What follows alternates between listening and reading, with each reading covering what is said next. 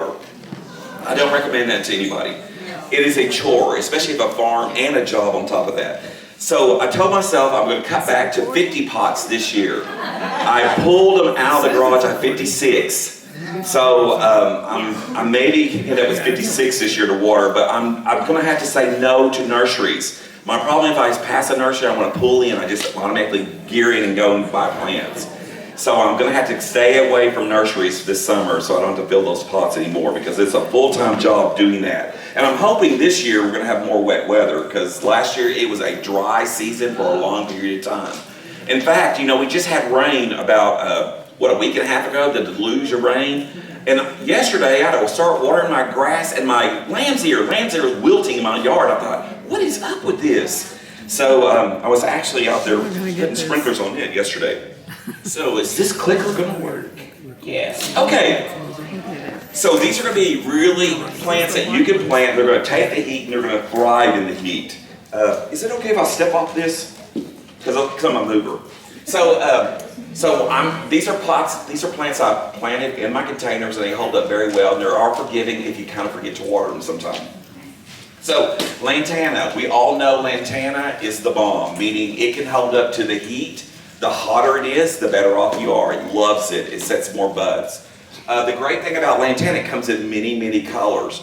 Now, with me, I do get a few varieties to overwinter for me. There's a gold that comes back for me. There's a living yellow that comes back for me. And I can't think of the yellow and the pink. It comes back for me. The one I wanted to come back, hot-blooded, did not come back for me. It's my favorite red, but it's a great performer in containers and a beautiful color.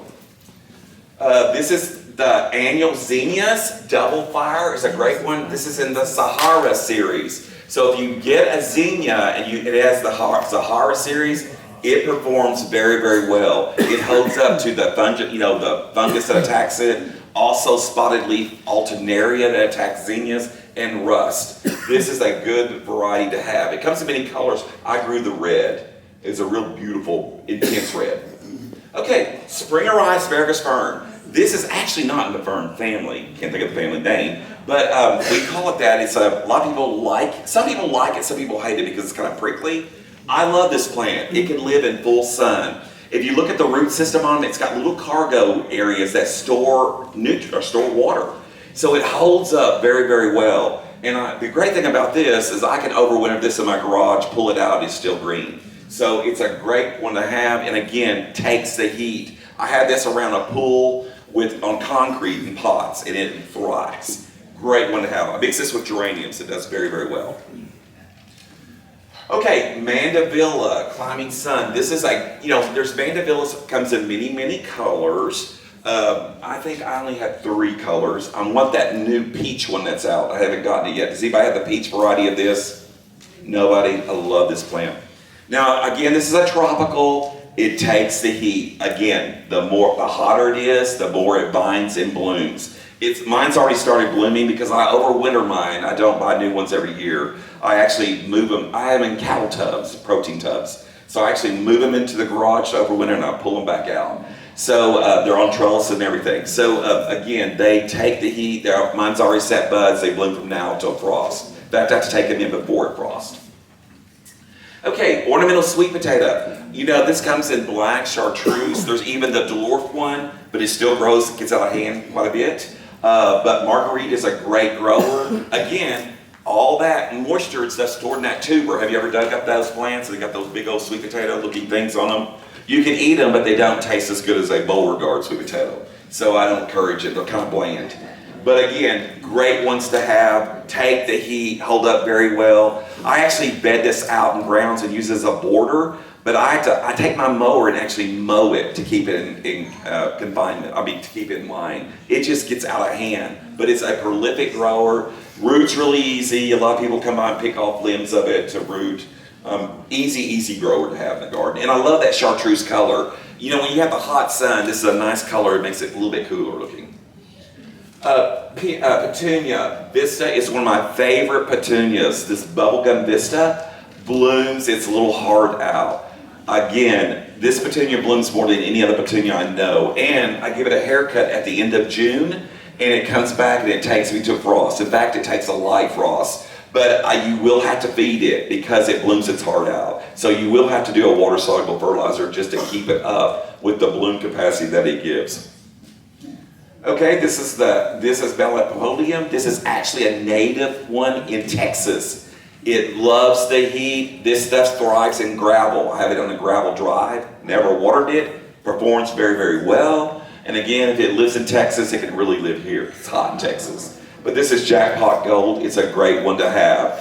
Now, the only problem is I wish it come in other colors. I get a light yellow and a dark gold, and there's a gold on it.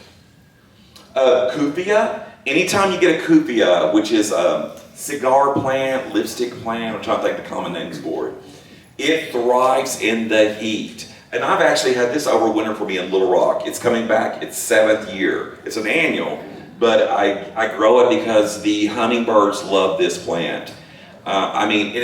Really, y'all know me, I don't like orange in the garden. This has an orangey-like bloom, but I only grow it because hummingbirds like it. And it comes back every year and I can't kill it. So, again, it's a great one. The hotter it is, the better off it is. Even low fertility, I don't even fertilize this thing. It does very, very well. Okay, Kufia Honeybell, same family, Kufia.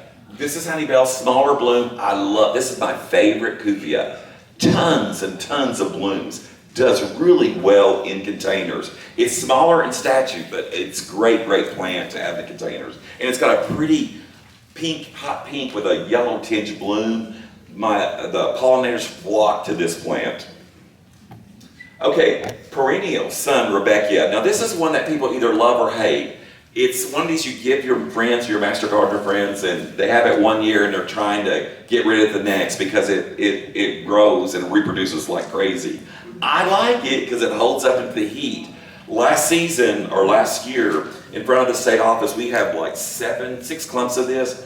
This bloomed nonstop from June till frost, and it took the heat. The hotter it was, the better off it did, and it does very, very well. I would encourage deadheading this to promote new blooms all the time. And the Master Gardeners did a great job. They have that project in front of the Little Rock State Office, and they did a great job of deadheading. And again, they kept it in bloom the whole time. It never had a downtime. Gaillardia, again, this is another nice perennial to have in the garden. It comes in many other colors. This is the old standard color. The only thing about this one, you do need to deadhead it, but it has like a little sticky thing underneath the bloom. So wear gloves because it will cut your hands up when you're deadheading. But again, loves the heat. I didn't water this at all and it still bloomed. The pollinators do flock to this. Okay, this is Nepeta, cat's pajamas. This is, what's the common name for this, y'all? Nepeta. Thank you. Trisha, thank you. So yes, great one to have, a catnip. So this is a great one to have. Nepeta comes in many, it's many shades of different blue. I love blue in the garden. It also has a gray-green foliage. It's a beautiful foliage contrast. Plus, anytime it's gray-green, you know it's going to take the heat a lot better than the green. And it also less water. And cat's pajamas actually blooms more than Walker's Low. Walker's Low is another one, low-growing one. But cat's pajamas, I have them side, one bed's cat pajamas, one bed is Walker's Low. Cat pajamas actually outblooms it. So if you find it, I think you'll probably want the cat's pajamas. Again, this is the So Blue Salvia farinaceae, mealy cup salvia. They actually sell this as an annual here. But mine, I treat it as a perennial. Mine's been coming back since I transferred to Little Rock, 13 years ago? The same plants keep coming back and get bigger and better every year. So I'm calling it a perennial. Y'all probably have it a perennial here. Does anybody grow Farinaceae here? Mealy cup? Does yours come back, Gail? Love it. And again, I grow it because I love blue in the garden. It comes in white. There's even a pink shade of this too. I don't know how well the white and the pink over winter. The blue has been coming back for me. It actually blooms better than the perennial salvia that y'all plant, that purple. This actually outperforms it, so I actually don't plant that purpurea one. I plant this one. Hibiscus, these are the hardy hibiscus. As Master Gardeners, we have tropical and we have hardy. You get tons of questions about people with hardy hibiscus. They'll say it died to the ground. There's no limbs. It's supposed to die to the ground every year. It sends up new canes every year. So that's what it's supposed to do. The only thing you have to worry about is sawflies. The larvae eat the leaves, eat holes in the leaves. It doesn't kill the plant, it just looks ratty. But you can treat it to keep them from doing that. But again, big, beautiful blooms, loves the heat, many colors of this too. You can get, oh gosh, there's a wide range of colors of this. Great one to have. Okay, you know, sedums are the new wow plant. Everybody are going crazy with sedums, and I like them. There's evergreen ones, there's semi-evergreen ones, there's variegated leaf ones, and the breeders have actually bred them to where they bloom. They have a showier bloom, and they bloom for a long period of time. And I'm amazed the number of pollinators that flock to sedums when they're blooming. I have Picasso. I don't know if I have a picture of it here, but it's a pretty purple pink bloom. Beautiful sedum, spreads like crazy, and it's evergreen. I mean, I have it in the wintertime. Now, it's not blooming in the wintertime, but I still have that blue-green foliage in the wintertime on it. This is actually Rock and Grow. This is a lemon jade sedum, a stone crop, and I like it because it's got a limey green color. Again, these all take the heat. We do not overwater these. They thrive better on neglect, so less love for these. And if you love them too much, you're going to kill them. Okay, Rock and Round kind of looks like my Picasso, but it's a stone crop perennial. It's another one that's a great one. And again, it blooms for a long period of time. Meaning I think mine starts blooming in June and never stops. And again, I neglect these. Okay, some other perennials. These are some, once they're established, they're great. Purple coneflower is one of my favorites. I've had it in my gardens all my life. So every time I move, I make sure I have purple coneflower. Now I also have white swan, which is the white version of this, and I also have pallida in my garden. But this one has to be deadhead, and it will bloom. Mine will start blooming probably at the end of May, and it will take me into frost. But I have to deadhead this. And I love it because it attracts butterflies, bees. It attracts a number of other beneficial insects. And again, great one to have. It is a showy flower. Now, the breeders have went crazy, and you can get this in rust, you can get this in orange, you can get this in yellow. It's amazing. But the only thing I notice, because I have beehives myself, I notice when I'm out deadheading, the bees are actually on the purple and the white. They're not on the red or the orange or the other one. I don't know if they just bred it out of them. I don't know if there's any nectar in them, but I do know they flock to the purple and the white swan. So this one's actually a new variety called the Fuchsia is Bright. It's a fuchsia color one. It's a shorter growing one. If you don't want the taller version, you get the short one. And this one performs very, very well for me too. Okay, this is the Pallida, the weeping petal one. I didn't like this growing up because it looked like it was, I don't know, half dead or something. I love this plant now. I just love the different textures of it, the bloom. And you'll see it in nature, you'll see it in the prairies. It's a great one to have. I've got used to that wilting look. I can relate now as I get older. So I really, really like this plant. Okay, this is actually Artemisia. So Artemisia probably, okay, Master Gardeners, give me a common name. Wormwood. Wormwood, is that right? Yes. So Artemisia. Anytime you plant an Artemisia, it's going to hold up to drought. I mean, well, you have to get it established first. I mean, it has to have a little bit going. But again, you'll love this plant. Now, check the size on these. Artemisia get big. So they develop or they bred smaller compact ones, which is what I'm going to now. Because the large ones will get from me, they'll probably get about this tall, and they'll go from, I've had them spread 4 feet. So make sure you look at the tag, whatever variety you're buying, because it needs room to grow. It does not like to be crowded out either, so it doesn't play well with others. It wants its own space. Okay, false indigo. How many people have false indigo? One of my favorite native plants to have in a garden. And it's got that tap root, so we don't like to make sure we don't dig it up and have to move it. So when you're going to plant it, put it where it's going to go and let it grow. Because the larger it gets, the more blooms it has, and I love that blue-purple bloom. Now there's also a white version of this, and there's also a yellow version of this, which is here, wild yellow indigo, the wild one. And it's a heavy bloomer too, and it's also a native one. But again, once you plant it, let it be. Okay, Joe Pye weed. As you notice, a lot of these are natives, and natives are indigenous to our area, and we try to incorporate natives in our garden because of to have a healthy pollinator population in the garden. So, Joe Pye weed was a weed. Growing up, we had it in the pasture, and my dad made us kill it. So now we're growing it and they're selling it for bukus of money. So I could have been really wealthy instead of digging up and killing it and saving it all. But that was a tall version, but we have little Joe that gets about this tall, and it does a great job in the garden. It blooms just as much as Big Joe. But again, pollinators flock to this.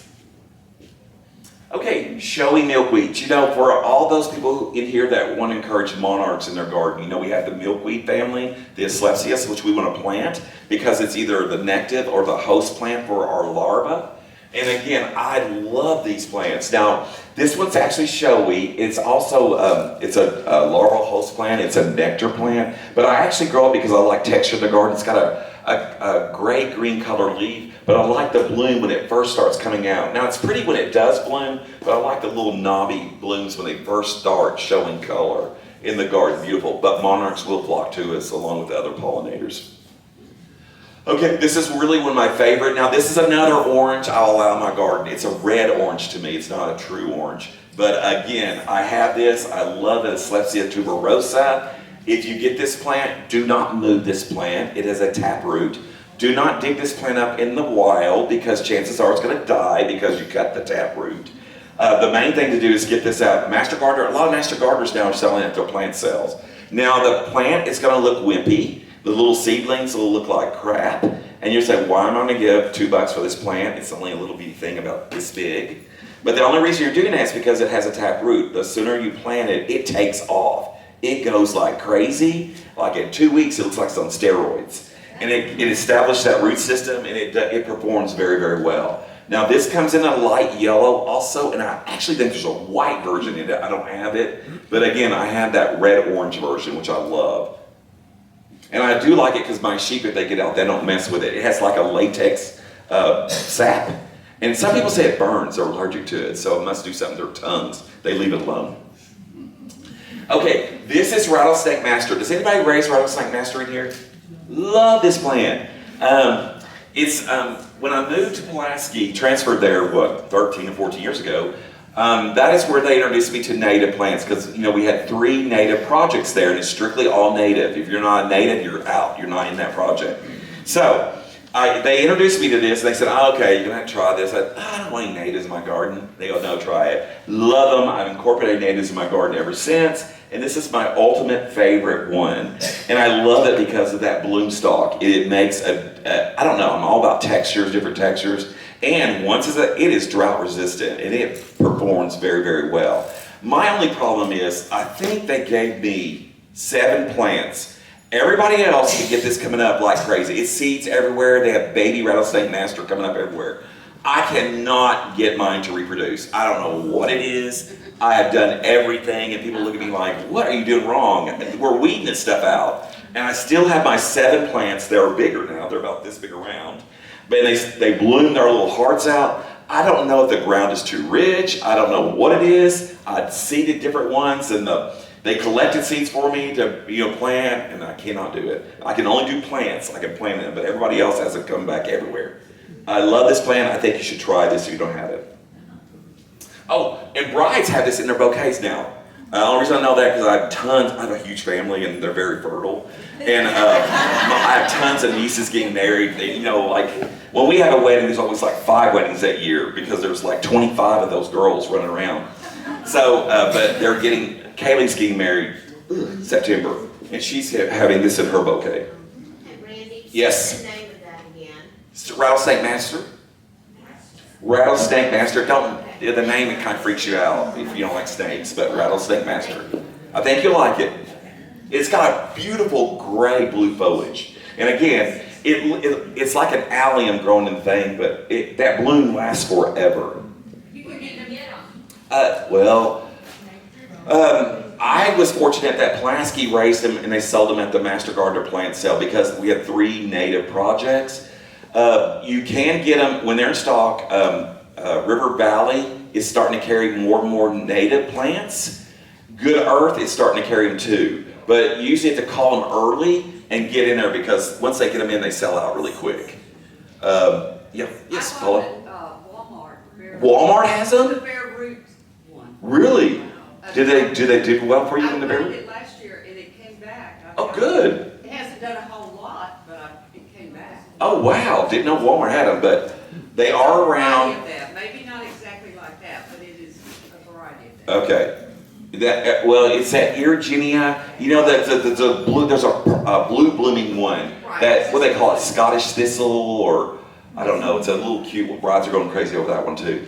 So again, love it, love it, love it. So hopefully you'll get the start of it, and hopefully you get yours to reproduce. Okay, goldenrod, Solendago. You know, this is native. You know, I had tons of this on my farm when I first moved here. I mean, I had the standard to go over my head. Bloom like crazy. The reason I like it is because I raise bees, and it's one of those things that bloom later on in the season. And it takes the hot sun. It goes through drought pretty well. But I really love the dwarf variety called Little Lemon. Really cute little one. And it's also a prettier yellow to me. So if you get it, try that one. I think you'll like it. It doesn't get out of hand like the standard. My whole 80 acres was covered in this. The sheep love it. I have no standard Solendago in that 80 acres. I do have it in the ditches, but I don't have it in the pasture because they eat this like crazy. But again, the bees love it, the butterflies love it, because it's a nice food source later on in the season. Okay, cannas. Again, this is Phasian. This is one of my favorite ones. I'm growing it for the leaf texture. It has an ugly, awful orange bloom that blooms profusely, but I cut that off before it blooms. I grow it for the leaves. So again, if you like orange in the garden, let them grow. They bloom like crazy. They came out about 2 or 3 years ago. And again, beautiful, beautiful textured leaf. And I'm all about texture in the garden, and I love it. So again, but it also has a really intense orange bloom. Randy, Yes. do you have trouble with leaf rollers? Yes, all here's the problem. She was talking about leaf rollers. You know, oh, they're awful. The best thing about that is to divide your cannas every year to make sure you have a lot of air movement through it. You'll cut down on them. Usually if you let them congest, you're going to have a bad problem. Now, I actually use Bear Advance on mine because I do it one time a year and it keeps them off. It keeps them clean. Now, a lot of them won't use it because they're talking about neonicotinoids in it, you know, Bear, but if I follow the label, it's okay. And I personally have bees. And it's not, I've had bees for 20-something years and they're thriving. So, and I've used it for years, but they keep out that roller canna worm. I hate that one. It rips them to shreds. Okay, pink muhly grass. Anybody raise this? Love this grass, especially that nice peak bloom later on the fall. I start doing it in July and takes me to frost. Beautiful, beautiful plant to have. And honestly, we have a deer demo and muhly grass is in it, and there's like 25 deer running around that project. They don't touch it. So I've never had a problem with deer on mine. So I really like it. Okay, Beardstown Pennisetum. This is another perennial native. Again, this one was at the state office. We have this variety. It blooms nonstop. I mean, May through, and actually ours went through the fall. But again, the master gardeners are diligent about deadheading. They keep everything nice and neat there, and it blooms nonstop, and it's a great one to have. Okay, now Liripe, we have people that hate it, we have people that love it. I like it because I don't have a problem with it. I don't have disease. Even grasshoppers don't eat this stuff for me. So it's durable, and I'm all about durability. And this is the variegated variety, and I like it because it lives in sun and shade.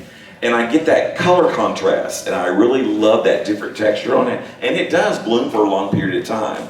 And again, we have some haters in here that do not want to plant this stuff. But it's not quite as invasive as the spicata, the green running one. There's 2 varieties. There's another bunch-forming one. Green, that's okay. This is a bunch-forming one. But the spicata is the one that spreads.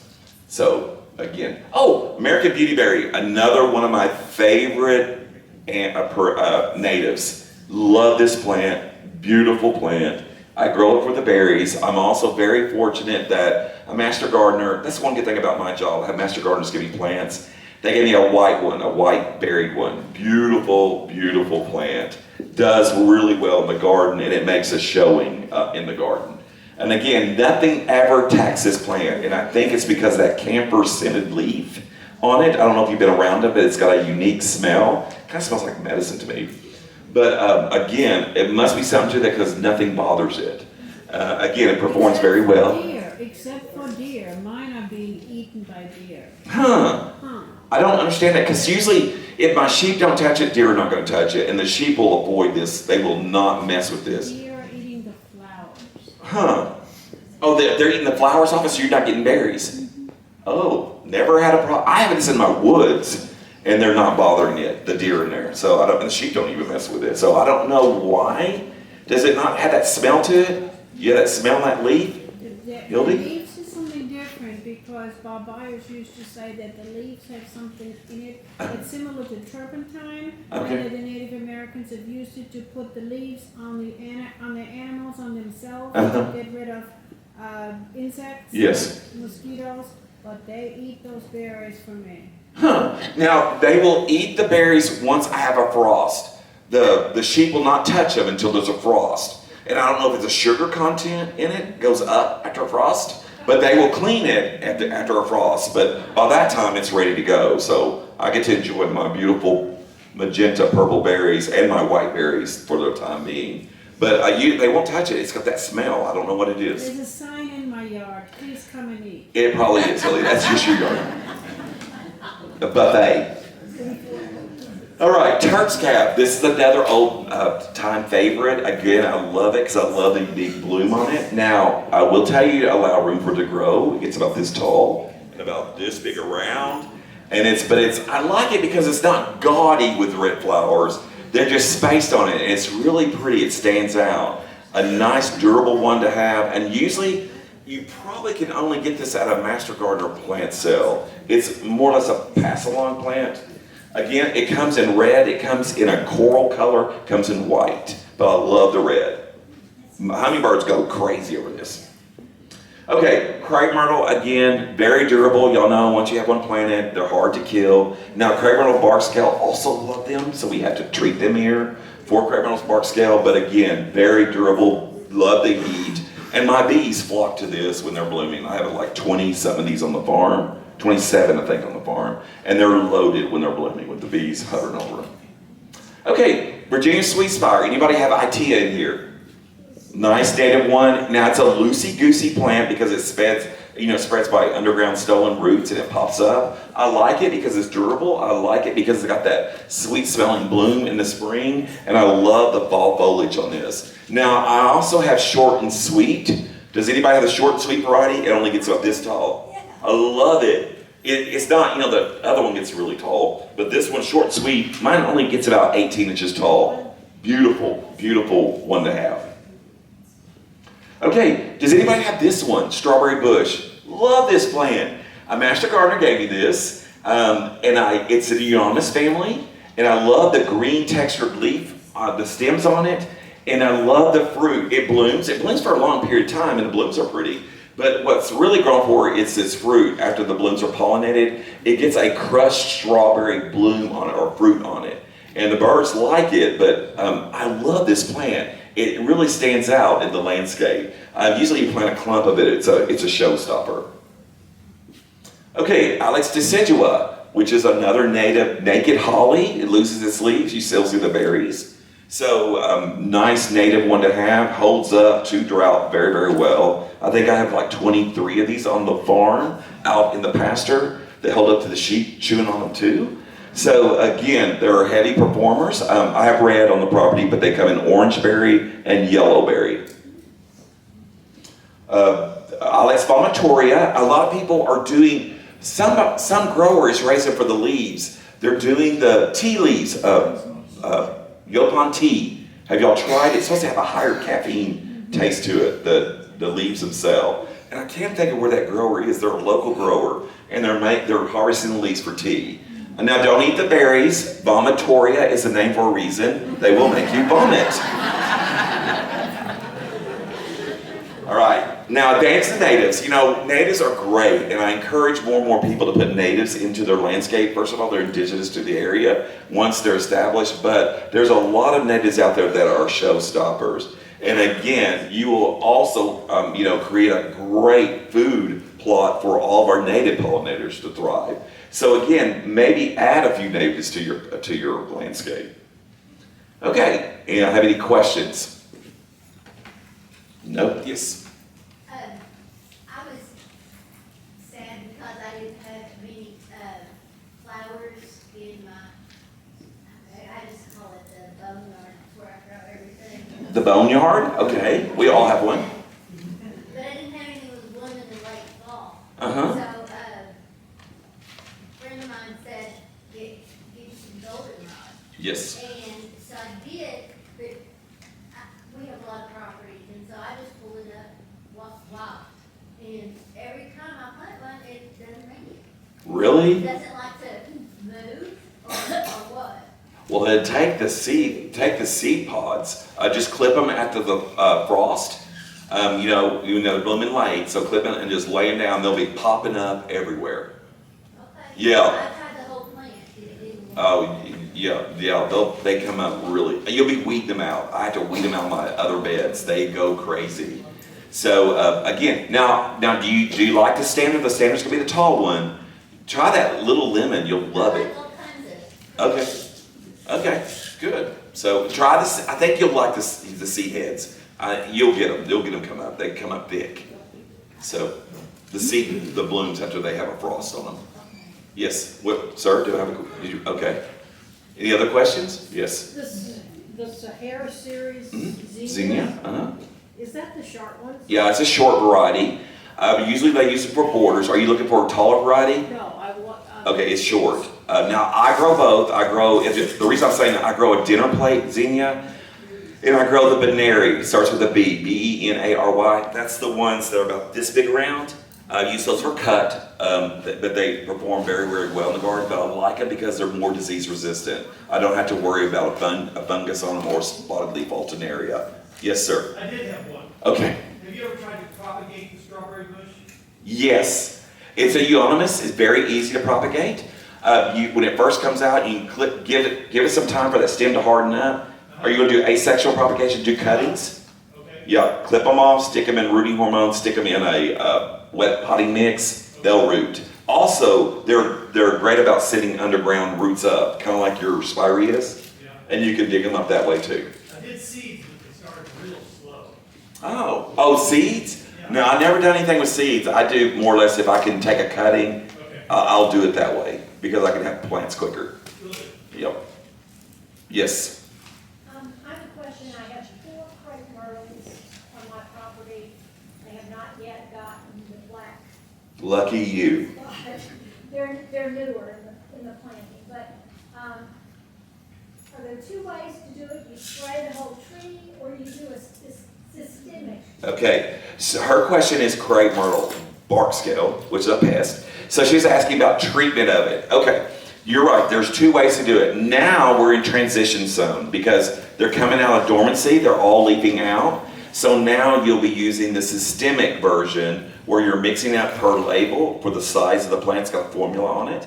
You'll pour it around the base. It'll say like 1 foot or 2 foot away from the main base. You'll pull it up. The roots will suck it up. Again, make sure there's leaves on your crepe myrtle. If there's no leaves, don't put it on there because they're not sucking it up. It gets inside. It takes about 2 weeks. So the scale, they suck from the inside, so they're attached. So you'll notice the scale changing from a white to a beige, and then they'll flake off. So it does a great job. Now, the kicker to that is the insecticide. You're using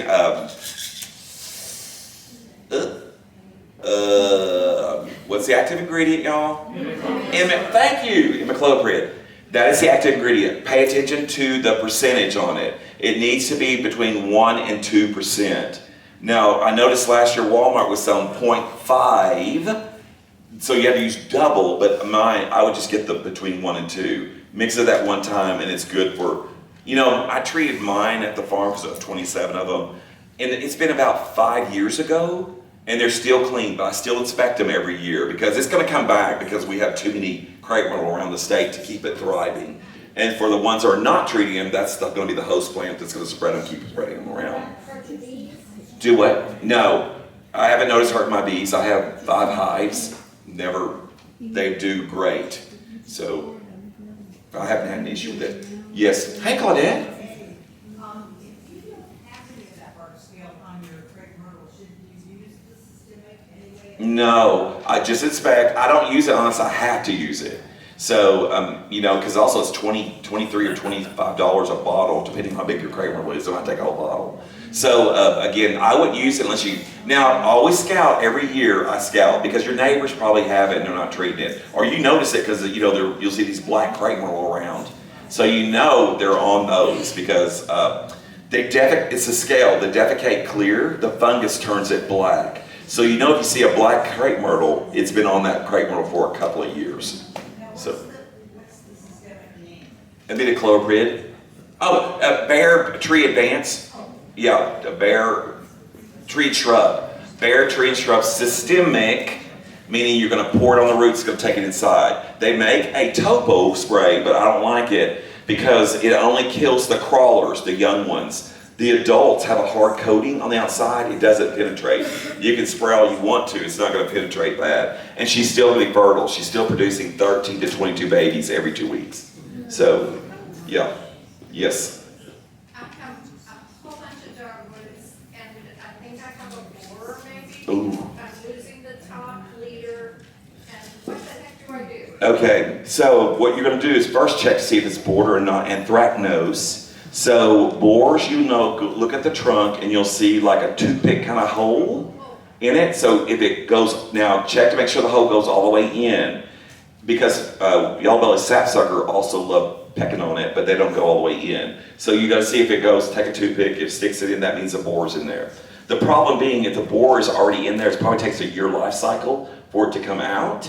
So you can't do anything, you can't treat it when it's in there. You have to do a preventive treatment on it. So you're trying to prevent it. If you have it in one, that was last year, it'll be coming out this year and finding another dogwood to have. So chances are, if you just lost the top of it, okay, you probably still save the bottom part, even though it's gonna be an ugly tree. But it's out of the system, but it's gonna attack another dogwood. So you're gonna do preventative treatment. So it might be pyrrillum they get to spray. The problem being with the borer, it's the time of spraying, because we don't have, it's whenever it's warm, a certain temperature. As we know, spring might be 2 weeks earlier than it was last year, or 3 weeks. You just have to look for it. She looks like a wasp instead of a moth. You have to look for it flying around, but that kind of triggers you to, okay, I need to be spraying because she's around looking for a place to lay an egg. So what do I spray? It's pyrrillum is one. You can also use that systemic on your trees, but how many dogwood do you have? Oh, 100. See? And they're going to attack the ones with some meat on them. They're not going to attack the little sapling ones. They're going to attack the ones where they can actually bore in. Because once they bore in, they're going to go up and down. And that's what kills the top part of the branches. They hit that pipeline that feeds it. So that's the pipeline that's damaged. So you lose those individual limbs that way. So sometimes people, when borer gets in it, they might not lose their whole tree. They'll only lose a couple of limbs until the X is out. But yeah, you won't, with 100 of them, no, it won't be. Treatment for that's not going to do. You have to more or less pick the ones you want to kind of save. So sorry to say that. Yeah, I'm sorry. Just cut. Okay, thank y'all so much.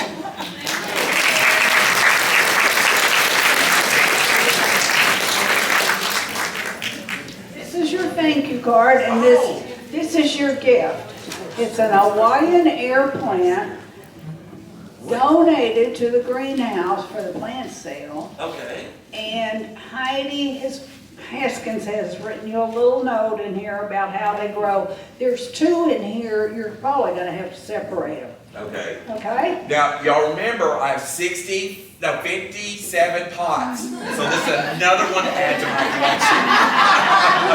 I would not have done that if I... Thank you, Randy. Thank you. It's a neat plant. Uh-huh. Where did? Where's the, oh. So now it's time for the recognition committee to come up, and we're gonna do our service awards. This is, how many hours you've worked. Because we want Randy to see how great we are. Yes. And Randy is scared of Hildy, so I'm here because Hildy told me I have to sit here and listen.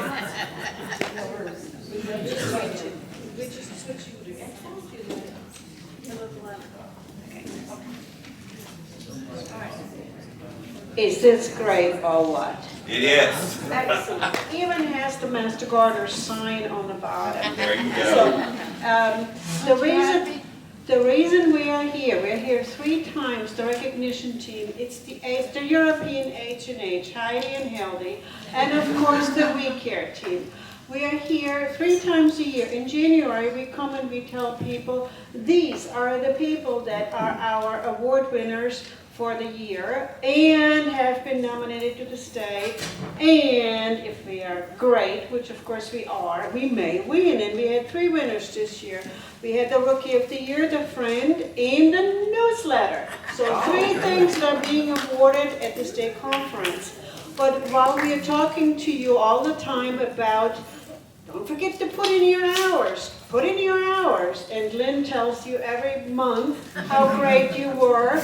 Well, we actually have it in writing this year. Out in the hallway, at the entrance hall is a trifold, and it has all of the Master Gardeners mentioned that have entered hours so far.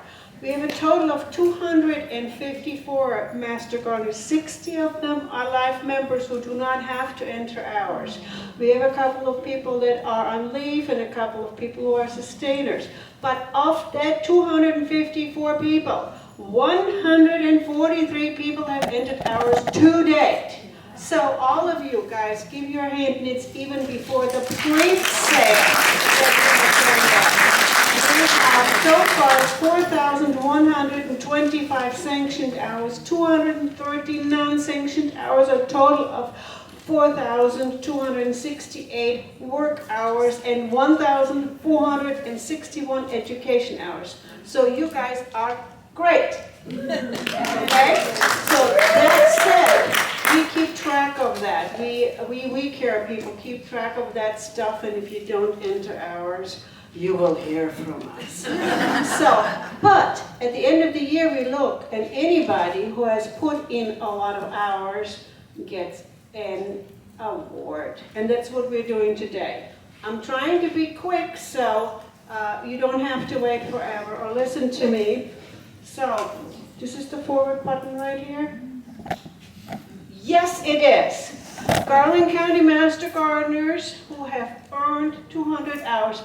Or more last year. We have 40, actually 44, because I missed one when I made that slide.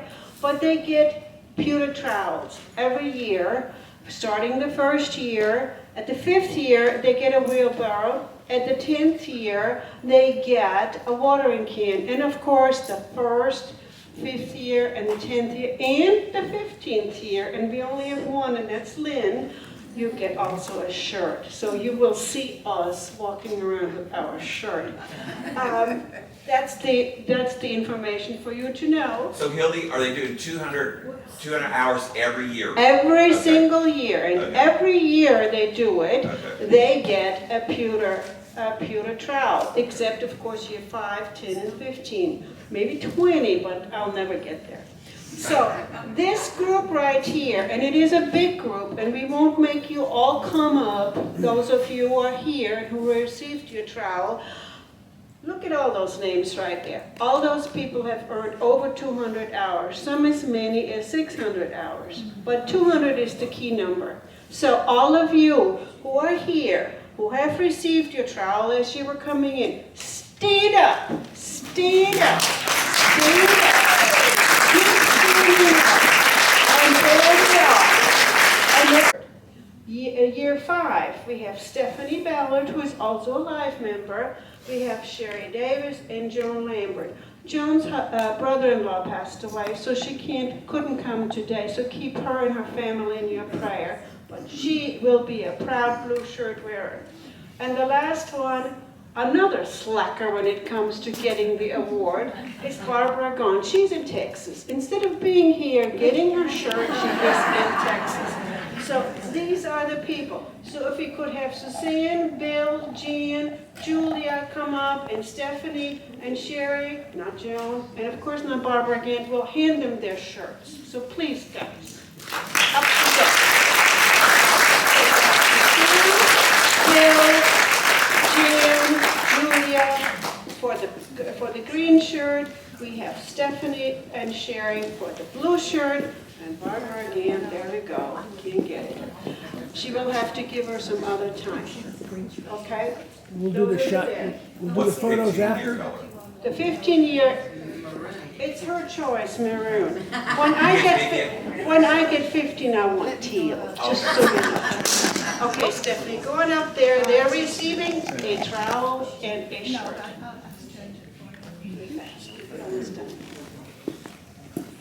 Well, stay up here so you can get, Bill, up here. What would you like? Stay right here with those girls. So we have, stay up here so you can get your picture. Okay, we're gonna do the photo now, so anybody who got a shirt and tried to dart out, get up here. It's just those two. Just those Right two? here. There was one, Suzanne, get up here. Suzanne and Jan Get up here. get the green see? shirts. You know, I have somebody usually there who keeps track of how long I talk, and I don't want to get yelled at. Okay, that's a good idea. Okay, here we go. Yep. Oh, no, you go right. Can I get you to tilt your head just back a little bit? There you go. Good. Okay, look like you're happy. Okay, that's good. Let's try one where we hold the shirts up just kind of on you. That's kind of cute. Okay, a little higher. Okay, over your face. Let's try, okay, let's do one more. Hold it up over your face.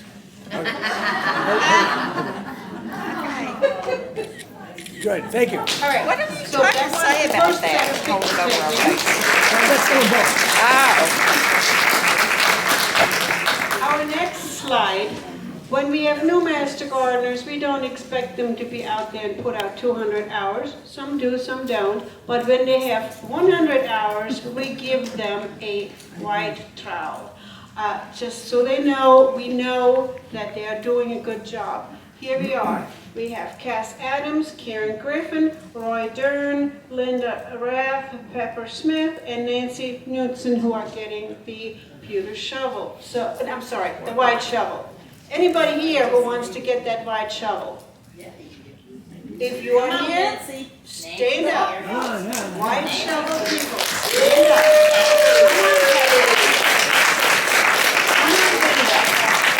Whoever is here who gets the white shovel is right here. And that's the second picture that we're taking.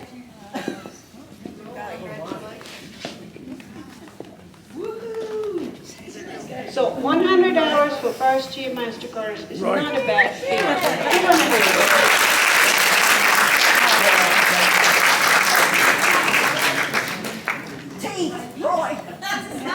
Hey, tighten up, you guys are kind of, tighten up, right, tighten up. Turn your head, there you go. There you go, Roy, look, yep. Happiness is. Smile, Roy. There you go. Okay, and last but not least, those are the old folks. Sorry, the seasoned folks. And here they are. We have live members that we give, but then we only make them work 100 hours because to be a live member plus you only have to put in 10. So 10 times the required number to go on is not a bad thing. Here we are. These are the live members who have put in more than 100 hours. Michael Carr, who is one of our 20-plus year members. We have Sharon Bennett, also that long around as a master gardener. Carol Lansstone, another one who goes to Texas instead of being here. Rita Monson, who has been here year after year working extra hours. Then we have, who else? Barb Smith, my partner in crime, is a life member. Paula Wallace, she's been our master gardener for the longest time, over 30 years. There we go. Debbie Ashton right there, having worked since 2006 as a live member. Look at those hours that these people have put in. Lynn Johnson, look at what she has put in. She's the one with the 15-year shirt. And then, last but not least, Stephanie Ballard, 520 hours last year. So, all of you guys,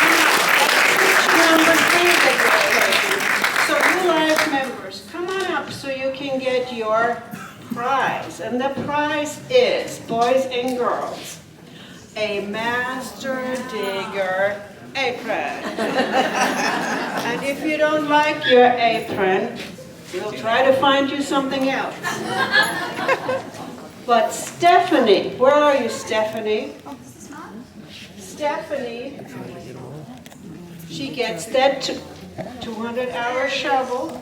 She gets the shirt, and for being the star, gets an extra set. She gets a pair. Thank you.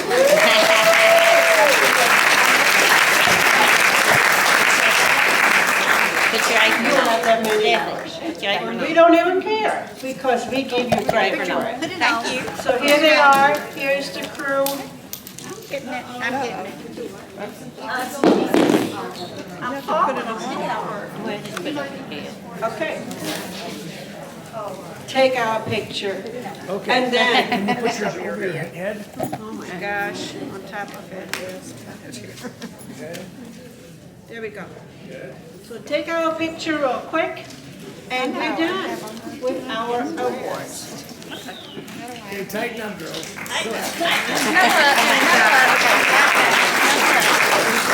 It's all women. All women, what's wrong with this picture? Over here. Yeah. Okay, breaking the song. Ready? These are our awards for this year for the hours earned. And of course, keep track, look up front, look at that board. If there is an error that we made, there's not everything in the system potentially, some sort of a trip up, let us know and we'll fix it as best as we can. So do check and give yourselves all a hand for the hard work that you're doing. We'll be back, Heidi and I will be back in June. And we will in June give out the life member badges courtesy of County 76. We will be giving out pins courtesy of County 76 for 5, 10 years, for 20 years, 25 years, 30 years. We're not at 40 yet, thank God. And we will give, courtesy of Garland County Master Gardeners, new 5-year name badges and 10-year name badges. So look for us again. And last but not least, hang on. Thank you all for your service, and thank you, Donna, for making these beautiful aprons.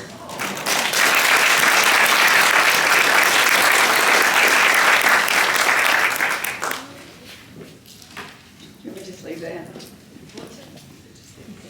Or you will be taken.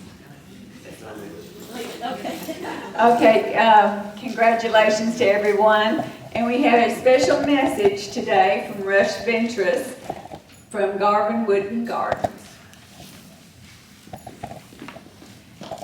Thank you. I'm gonna need to take off my jacket real quick. Being around all these accomplished people is making me nervous. I'm starting to get hot. This is my coworker Paige Scoggins. I don't think I have enough handouts for everyone, but she's gonna bring some of these out. You may have to share. Yeah, I'll definitely need one. Oh my goodness. I will be lost without it. I don't have any technology with my presentation today, and I think that's gonna be okay. It's gonna help tie into what I want to talk about, and so give me just 1 second here. Yeah, thank you for leaving that up. That really helps.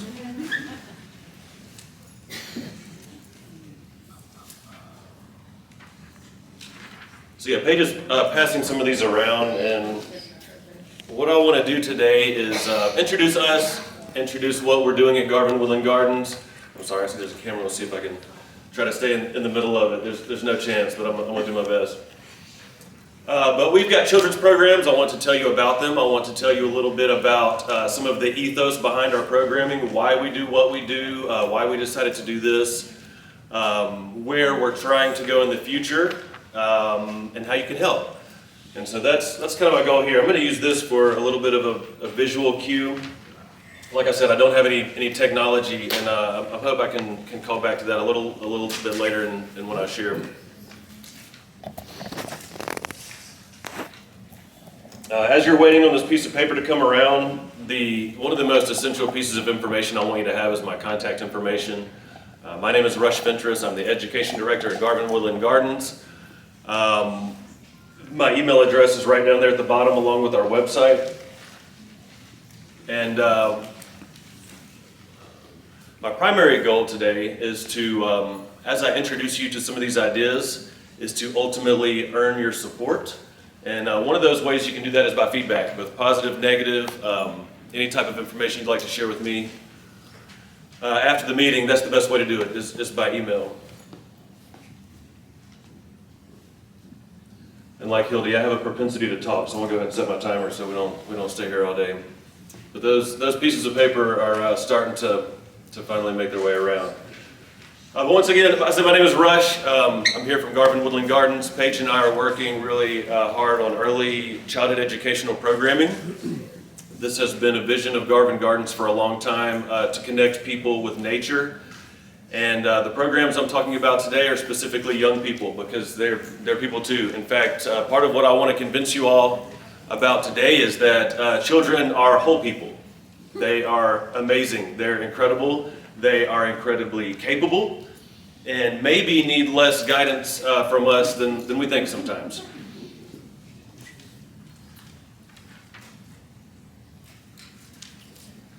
So what do we know? You guys are all master gardeners, either aspiring, veterans, current, life. Oh my gosh, some of the accomplishments, that is wild. I was just sitting there looking at all those numbers, and that is amazing. So thank you all for your time and what you do. I want to thank your leadership for the time here today, for letting Paige and I come over to chat. We had more than enough. Can I have one? Oh, wow. I was wrong. Sorry.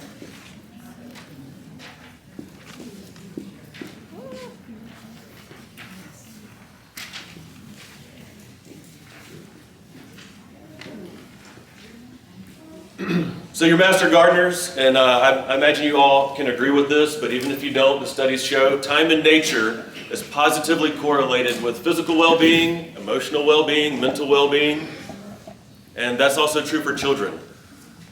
And so our approaches with childhood programming stem from these ideas. If you want to go way back, early pedagogical approaches that we pull from, such as Montessori, Reggio Emilia, you may be familiar with these terms.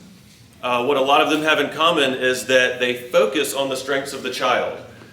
They invite the adult to come in as co-learners rather than teachers. And so we adopt that approach in a lot of what we do. We recognize that children are more engaged when they guide their own learning, when they choose the things they learn about, when they have a say in the democratic process of what's being done from day to day. So these are things that we pull from that have been talked about for a long time. The literature on these ideas is not new. Some of the newer literature to incorporate nature into these ideas come from Richard Louv. You may be familiar with Richard Louv. He's an author. He wrote the book, among many, Last Child in the Woods, and in which he was famous for coining the term nature deficit disorder. So if you're not familiar with that, he said among many reasons, sometime around the 70s or 80s, a generation of children was spending noticeably less time outdoors. And this continues today. There are more people living in urban areas now than ever. You may not consider Arkansas an extremely urban area, or even Hot Springs, because of how much of Arkansas is covered in forest. But there are children every day who go to school, have recess, come home, stay in their home, go to bed, wake up and go to school every day. And they never go in the forest, and they never go fishing. That may seem wild, you know, but that's true about a portion of our population. And that's one of the most vulnerable pieces of our population that we have. And so authors like Richard Louv and David Sobel, who sort of championed place-based education. He said children learn a lot where they are. And do you want them spending 8 hours under a fluorescent light with the clock ticking, or do you want them spending more hours in nature where nature's incredible? It's just like children. It provides all the wonder and all the things that they need to sort of drive their curiosity that really strengthens that early development. Another author we pull from is Rusty Keeler. He was a playscape designer that focused on natural loose parts play and unstructured play. And all of these authors culminate in the need for children to spend unstructured, unguided, free play time in nature. And so what we are trying to do at Garvin Gardens is take what we have, huge 210 acres, where If you've not been there, a lot of it is manicured, very neat. A lot of what Mr. Forth was showing up here, type of things. But there's also a lot of natural areas, and we're trying to find ways to use those more. And so what Paige and I do, and the whole grounds crew and everybody at Garvin Gardens, is we've set aside different areas where we have taken away some of the major hazards, but left the space intact as a natural area. If you are familiar with the gardens, one of the spaces we've done this the most is by the Klipsch Amphitheater. If you didn't know we had an amphitheater, you're one of many who didn't know we had that. And that's not the area that I'm talking about, but just right next to it was woods. It was essentially a ridge with a rocky ravine, tons of poison ivy, armadillo holes, all the things. So we took out just the most stringent dangers and made it a natural play space. One of the things Rusty Keeler talks about is developmentally appropriate risky play. At some point, risk was taken out of children's playtime. Whether it was video games or general liability or parents' fear of letting their kids run around, it changed at some point. When I was a kid, I lived in a relatively suburban area, and I forgot I was being recorded. We would go borrow scrap wood from the construction sites. Like, you know, where the houses were being built, we'd go get something was left behind, like, oh, they're not using that anymore. It's just a perfect 2x4. We're going to carry it to the woods and make a tree house, and a lot of that's not happening anymore. And I'm not saying that was the safest way to experience nature, but we were taking risks. We were being wild. We were having fun out in the woods, and it just doesn't happen as much anymore. And so we want to do that with kids at Garvin Gardens. Back in the fall of 2024, it was just a couple of years ago, we partnered with a school called All Children's Academy here in Hot Springs. They are a sort of non-traditional approach to school. On Fridays, every Friday they go to a different outdoor space. They call it Forest Fridays. And they said, would Garvin Gardens like to partner with us and be some of our Forest Fridays, all of our Forest Fridays? Let's talk about how we can make that work. And over the last 2 years, we've been meeting with them in that natural space that I talked about that we're developing and clearing. And we're learning what it's like to work with children in that space. Meanwhile, Paige and I and volunteers and other staff members are undergoing other training, background checks, and things that are required for drop-off programs at Garvin Gardens. I may not have mentioned at the beginning, but we're another University of Arkansas system entity. We're housed under the Fay Jones School of Architecture and Design. And so we start there and only increase the standards. So we meet the standards required for drop-off programs at the university, and with all the types of programs we do, we have developed a professional development geared towards all of those methodologies and approaches. So what are we doing? Now that we've been working with ACA over the years with Forest Fridays, we have developed our own drop-off and parent-involved programs. We started those this spring. The parent-involved program is called Sprout and Explore. It's probably been the more popular of the two, and it's a program that requires parents to be involved. We show them how to enjoy developmentally risky play in the children's garden. And the first iteration of Outdoor Adventure Academy also launched this spring, and that was a drop-off program. And it may sound like I'm skipping over some of this, but I'm really moving forward to show you the evolution of the programs and where we're trying to get. But these spring programs are underway, and the next thing will be June summer camps. The 2nd, 3rd, and 4th week of June, we have 4-day summer camps from 8 in the morning to 11. They are very similar to what you would see in our Outdoor Adventure Academy. So it's a drop-off program. Children decide what they want to focus on, and facilitators are there to make sure it's safe and that they're able to explore what they want to explore. Fast forward to the fall, and we are starting a year-long program. It's also called Outdoor Adventure Academy. It's a 2-day-a-week program. It mirrors the academic calendar of Lakeside School District. So running from August to May, it's a drop-off program for children ages roughly 5 to 8, in that age range. And it is the first phase in our process of having a full week-long, year-long program for children, like a nature school. Is anybody familiar with Ferncliff Nature School, just outside of Little Rock area? So we look to them in their leadership for ideas and ways to meet the needs both of a nature school and also classical education that has come to be desired by families as well. And so that's our goal for the fall, is to start this 2-day-a-week program. I said all of that to say this: why am I here and what do I want from you? Ultimately, I value you guys as Master Gardeners. Master Gardeners have been around since the beginning of Garvin Gardens. They've been integral in the everyday ongoings, whether it be SIG, gyms, or general volunteerism. Once again, didn't know this was being recorded, but I'm going to say it anyway. Sometimes a year, SIG is the best looking part of the garden, and you guys know that. And so, yeah, no, it really is. You guys do a great job, and it shows. You guys do incredible things in the community, not just at Garvin Gardens, but everywhere. And so, like I said today, ultimately, why am I here? I'm here to earn your ideological support of our programs, but then also volunteerism. If you're interested, I know who to put you in touch with. Financial support. If you're interested, I know who to put you in touch with. These programs cost money to operate, but at the same time, a sustainable education program is inclusive. And we are looking for ways to break down economic barriers to people's participation in these programs. And so if you're interested in any way at all, there's ways for all of those programs to get involved: sponsorship, scholarship programs, and that will be crucial to its success. We can find ways to get it out there. We have staff support, volunteer support, administrative support. Now what we need is your help getting the word out there. And then I got to go find some money, but that's okay. We know how to do that. There's grants, there's giving, I can't get the words out.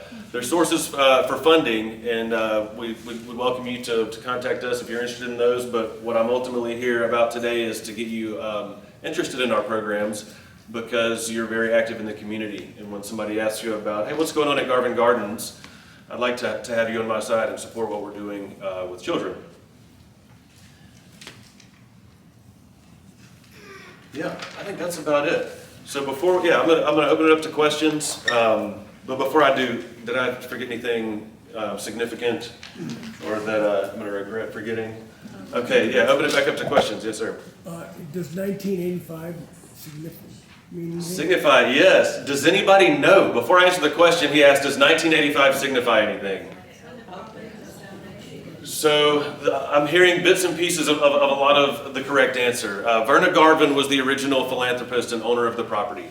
In 1985, she signed an agreement with the University of Arkansas to co-develop a small portion of Garvin Gardens. It was the westernmost 30 acres, and it was called 20th Century Gardens. Verna Garvin said that in the 20th century, man has taken so much from this planet that I want to set aside this property called 20th Century Gardens forever.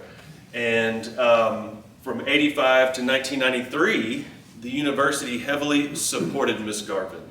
She was still the primary decision maker. She laid out paths, she planted plants, invasive and all the kind of things that she wanted to plant. And the university essentially helped catalog, consult, take care. And when Miss Garvin passed away in 1993, the university took over, and they started master planning. It would have been about 5 years worth of master planning. In 1998, they said, okay, we have a plan. We're gonna need a parking lot. In 1985, it was a piece of property on a peninsula, and people came by boat. So you guys may be familiar with the Bell of Hot Springs. Miss Garvin would invite groups of up to 100 garden clubs from all over the state. She would also work very heavily with community volunteers to lead tours of the gardens. I came across a tour script from 1990. It's really interesting. She was working with the Hot Springs Garland County Beautification Commission to round up volunteers. And she would say, hey, I've got the Little Rock Garden Club coming on April 24th. Can you come help me? She would greet them, but then let volunteers lead the tours throughout the gardens. And that's what started it all. She said, in 1985, the agreement said the university must conduct at least 6 tours per year of the gardens. And they realized 6 tours a year isn't financially viable. Like, we're not going to be able to run a botanic gardens off of 6 tours a year. And so that's where master planning came in, the development of Anthony Chapel, a welcome center, a very nice paved Japanese garden. You know, none of that existed before the university stepped in and said, we need some ADA accessibility, we need a money plan. And so that's where 85 came in. It's also probably when kids started playing video games instead of going outside. And but it's not video games so much as it more is screens in general these days, right? So many screens and distractions. Yes. So what type of advertising, because when I joined many years ago, y'all had catalogs that came out and it let you, a monthly brochure and it let you know what was going on, and nowadays, how do you know? It is. I think that's why maybe people don't know. I'm a big fan of print literature. I'm going to say right now there's not a lot coming out of Garvin Gardens. It's almost exclusively digital. There are pros and cons. One is it's environmentally friendly. A con is not everybody's on the internet. You know, not everybody's looking where. So I'd be happy to pass that along because Maybe advertise more on TV. I agree. Yeah, that's a. They did the live show. This is the last question. We've got a full meeting. I'd like to make a recommendation. Sure. Even your online site doesn't give all the benefits of when your blooming times are for the various gardens. If you have that, and people could plan in advance to know tulips are gonna be robust during this time, azaleas this time, Japanese gardens this time, people would flock. Got you. A bloom calendar. Yeah. Duly noted. Thank you very much for your time, guys. Thank you all for your time.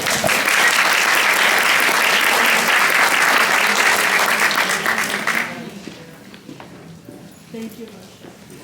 Okay, like I said, we have a full agenda and we are going to zip through it. June Ann has to leave, so we're going to go ahead and talk about the May Garden Tour, unless she's already gone. Oh, come on. We're zipping. Absolutely. Hi, everyone. We're going to be having the May Garden Tour next month, May, and it's going to be the Thursday that we normally have our monthly meeting. So I just wanted you to be aware that we're in the works of it. We've got 2 lovely properties thus far that we're going to be touring. And we ought to have a couple more. And I wanted to let you know also that hospitality will also be having some drinks and snacks. And Claudette offered graciously to have some beverages there at her home. We'll be touring, one of the homes is Claudette's. And we're going to be touring that home, and there'll be beverages, and then we're going to the clubhouse. They have a clubhouse in the residential area, and that's where everyone could take a break and have some refreshments. So I'll be letting you know next week sometime after Easter that in constant contacts what's going on, so I'll keep you abreast of the situation. Any questions? All right, thank you. Just a little clarification, we'll be touring Claudette's yard. She has a lovely home. Okay, so like I said, we're zipping through.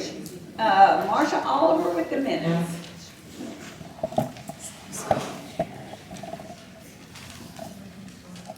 The March general meeting minutes were published in the newsletter, and are there any additions or corrections? If not, then they will be published as written. Okay, Cheryl Voport, finances.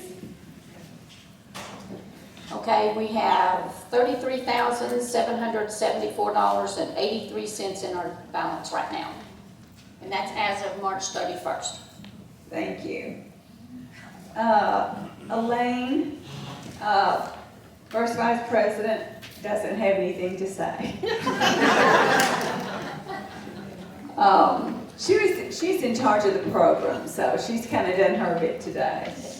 Gail McClure. Just very rapidly, 15 of our 25, which include face-to-face, fall online, and our 2 transfers have put in hours so far. Congratulations. Aaron, do you have any words of wisdom for us?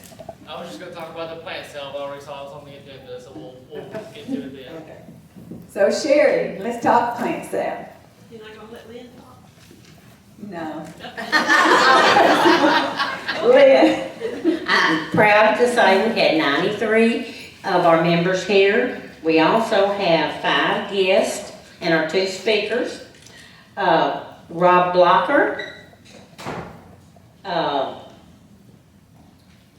Adria Kahn? Okay, Linda Gisner? Okay. And Denise Henderson? Can y'all And, stand up so we can see yeah. you? And then our other guest left. And Kelby gave you the hours, but we are very proud. We have over 4,268 hours work, and we have 1,461 education. So keep up the good work. All right, on to plant sale. You've all seen the flyers around, I hope. And if not, please let me know. I have some extras for you. Also, let me say before I start this, there's no handout today, but all of this will come to you in a special constant contact tomorrow, so you'll have your own copy in your email. So please check this. All right, so it's the 26th, of course. We'll start early that week getting ready, but I'll get to that in just a second. Here we go. So why are we doing a plant sale? We have 3 main reasons. Each year, this is sometimes our only fundraiser, but it's by far the biggest one we do each year to support our scholarships and obviously our operating income as well. This is our fundraiser, so this is how we run the organization. We didn't think we were going to have enough money to do scholarships this year, but we finally ended up with a small amount, not as much as we normally do. But this is our fundraiser. It's also an educational opportunity for our community. That helps support our mission statement, to educate our community. The third reason is basically to give back to our community. We try to do lots of plants, and we price them such that we make sure our customers get a good value for their money. We're not doing it to sell our plants to each other. We have all year long to swap plants and dig plants and give plants to one another. So I'm saying that because so many people always want to get in there and shop early before the doors open. That's not our purpose. Our purpose is to have plants for our community. You are allowed to shop, but you cannot buy anything till the doors open at 9 a.m. You can't hide plants and come and get them later. You cannot do that. That's not our purpose. If you see a plant you want, you like, find out who donated that plant and go talk to them. I guarantee you they're not putting every plant they have in the sale, including myself. So if you see something you like, please leave it for the community. Unless, if you're not working, obviously you can shop. If you've already done your business, you can shop anytime else, but we are not going to let ourselves buy and pick all the best stuff before we even open the doors. That's not why we're there. No, we go through that every year, but anyway, hopefully we're getting the message. Okay. Next up, I know this is small and you won't be able to see it, but again, you'll get a hard copy in your mail tomorrow. This is a form that Kay Adams put together for us working with Claudette last year. It went over real well, so we're going to use it again. It basically lays out the day and what's happening each day. Tuesday, we're going to start. James and his crew will be mixing the soil and delivering it to the fairgrounds on Tuesday, April 22nd. So you realize all of this is happening next week. Okay, it's close. Wednesday, the 23rd, is the main setup day. We'll set up all the buildings, the tables, the chairs, the signage, everything goes up on Wednesday. Along with, I already said that, never mind. Okay, Gail will also have a chart of some sort to show how the garden show part of the fairgrounds is going to be laid out. There's floating around already and I think maybe even in this packet, there's this thing that shows how the Building 6, the horticulture building, will be laid out. So you'll know and can help direct people to the proper areas. Thursday, we start delivering the plants on Thursday. The Fountain Lake greenhouse plants will come in starting about 9 o'clock. And we've got people there to unload, to groom, to set them up. So that begins basically the main setup is on Thursday. Friday, the Detention Center Learning Greenhouse plants come, as well as all of your plants. So be sure and note on this thing that you individuals start bringing your plants about 9 o'clock if possible. We're going to try to get it done between 9 and noon. So the earlier you can come in with your own stuff, the better. That's Friday. Saturday, that begins the sale. We're working selling. The doors open at 9 to 5. If you're working the first shift, would you please try to be there by 8? That'll give us time to make sure everybody's there and in their place and where we have holes and need to move people around. Speaking of being there and working shifts, I've got about 30 slots, if you will, places that I need people to work that have not filled in the blanks yet. And I have sign-up sheets over here on the table where the welcome sign is. So if you have not signed up, please, please, please consider doing so. Most of the morning shifts are full, but we have several holes in the afternoon shifts.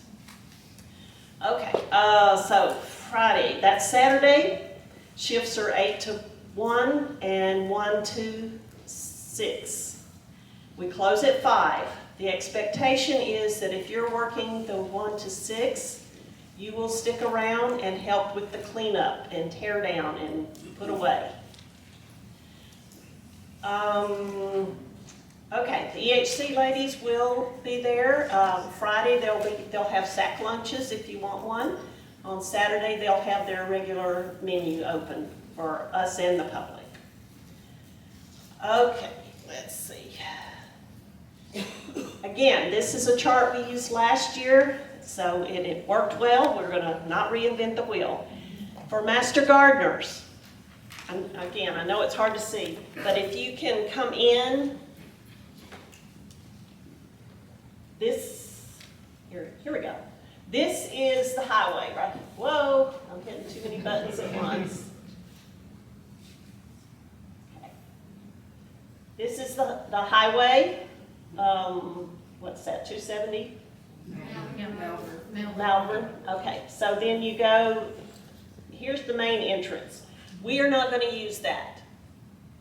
We want, Master Gardeners, please come all the way around here. This is Lonsdale Road.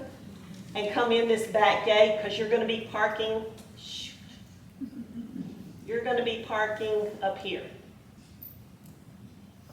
So that'll help with hopefully some of the congestion. The general public, of course, will be coming in the main gate and get directed over here to general parking, and the handicap parking again is in the same place it normally is. So I know, like I said, I know you can't see that very well. Would you speak about Friday when we're bringing plants?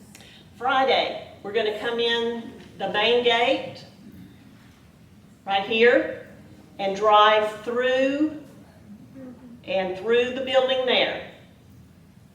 Well, no, the tables will be set up by then. So you don't go in the building, you're going to kind of pull right in here, and people will be there to help you unload and bring them in the building. Okay. All right, we're good with that? Is there going to be Many other activities going on that weekend? Yes, good question. There are at least 3 other activities going on at the fairgrounds at the same time we are. The biggest one is a fundraiser, Savvy's Golden World. It's a memorial fundraiser. They have this area here, and they will have All buildings have it too. yeah. Oh, yeah, right. That little building there where the Cloverleaf Cafe is, they have that too.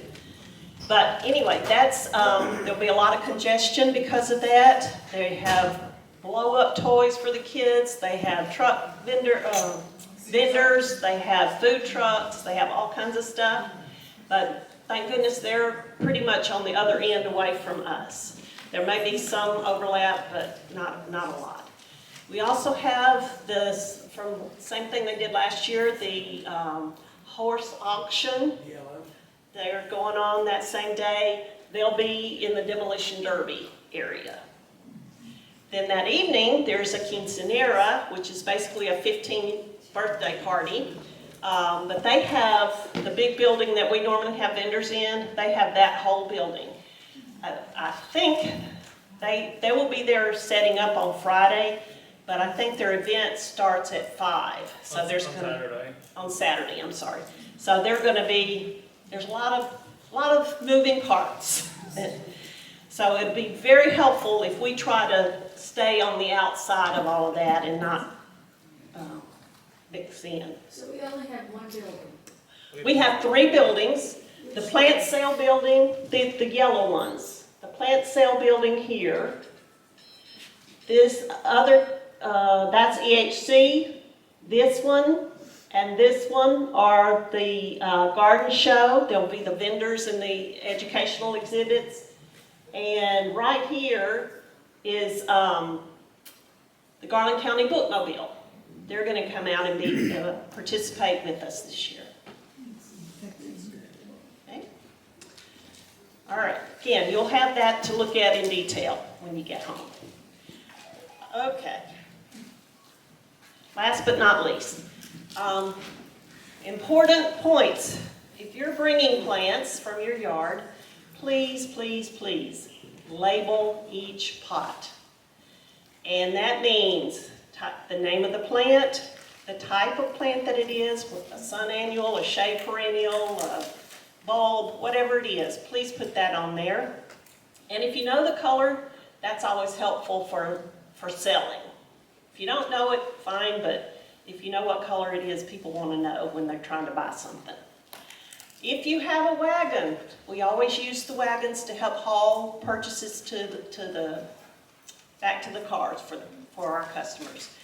Please bring that wagon anytime that week, the 23rd through the 25th. We will be there every single day in the mornings. So please, if you have a wagon, if you're coming to bring your stuff, bring your wagon. I already mentioned the sign-up positions. Cleaning up at the end of the thing is part of the second shift. If you have a large number of plants, call Char Becker. She'll come to your house and price them. Same for if you need help delivering them to the fairgrounds, somebody to help you haul them. Let me know that, and we'll work out somebody with a truck or trailer to come help you haul things in. Please arrive by 8 a.m. A couple of things that came up after I made this slide. At the garden show part of the event, we've been advertising pathology for, if you've got a diseased plant, and soil samples. We'll have people doing that. The pathology part of it, they need things gathered in a certain way. So one of our new master gardeners, Gail was able to get how to collect diseased plant parts for them. And one of our new master gardeners is going to write a news article, which will come out in the next couple days, on how to collect your plants for pathology reports. We'll have 2 different soil sample things going on. The one where, like they do at the university that Karen is collecting over here, for soil samples. Also, the health department is going to be there. And if you have concerns about your soil from a health standpoint, there will be a group there to analyze for heavy metals and radon and all those bad things that can be in your soil. Just a scoop of soil in a baggie. You bring those, they'll test those for you. All right, any questions? I have one. Yes. On the soil samples, we're just collecting it. They are not going to have the instant response on the pH and stuff. No, it's not soil sample. This is not your soil testing for pH and minerals and all of that are in your soil. The health department specifically analyzes for heavy metals, radon, lead, pesticide residues in your soil, things that affect personal health. They want samples from your children's playground area, places near your vegetable garden, the things that you may have a concern about as far as the safety of your soil around your home. Put your soil, make sure you remember which bag is which. Label your bag if it's playground or garden or whatever, just a Ziploc bag with soil. They will take up to 3 per person. Yes, it's Trash to treasures. Trash to treasures, thank you, I forgot that. We are doing trash to treasures again. It will be in building 2. They've asked that you bring your items to, on Friday, starting at 9 a.m., 9 to noon. Other questions? Okay, thank you very much. Thank you. So since we're talking plants, just a reminder that in June we will have a plant fix. And if it has an EEO statement, let Patty know so she can update it. Okay, and today we completed 119 baskets that will be hanging downtown. And members participate. It's kind of like a rite of passage. That you go down the street and you go, that's mine. I always choose the best looking one to claim. Okay. We have a lovely sow and till table over there. She's accepting soil samples. Anything else? Okay, y'all been patient. Are we gonna do the seats? What are we doing on chairs today? I have no idea. Roy? What are we doing with the chairs?